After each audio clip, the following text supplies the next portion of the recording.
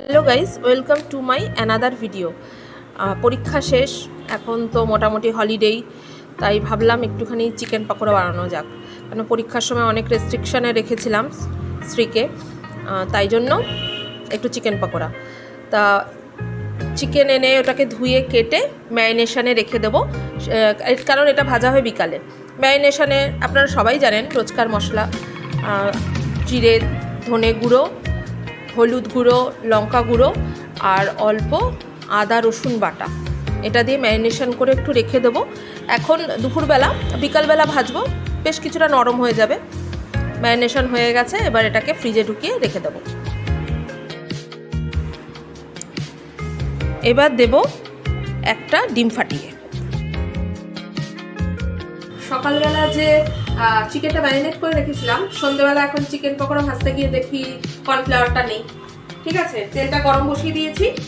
এরপরে আমি দেখলাম যে কর্নফ্লাওয়ার না থাকলে তো চালের গুঁড়ো আছে, তো আমি চালের গুঁড়ো দিয়ে কাজটা চালাবো।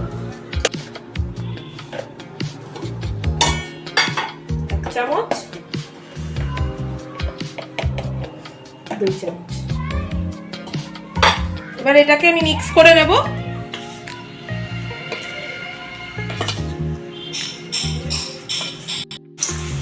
চালের গুঁড়ো দিয়ে এই যে দেখো কি সুন্দরভাবে এক একটা করে এত সুন্দর করে ছাড়ে না। এর আগেও আমি ভেজেছি, তখনও ওই সময় ছিল না, ওই মানে করার আগের মুহূর্তে দেখেছিলাম যে কর্নফ্লাওয়ারটা নেই, তখনও চালের গুঁড়ো দিয়ে করেছিলাম, বেশ সুন্দর মুচমুচে হয়।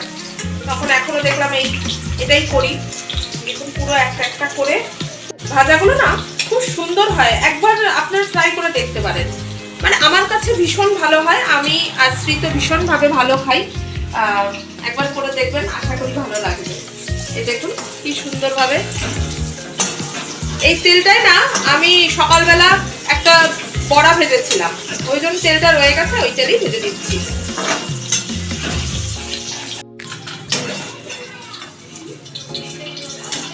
লাস্ট এই যে ভাজা সব হয়ে গেছে, এরপরে টেস্ট করে শ্রী বলবে কেমন হয়েছে।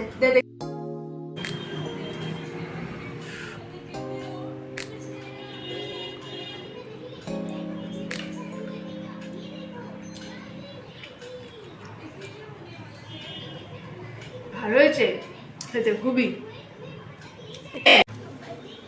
Tata tata.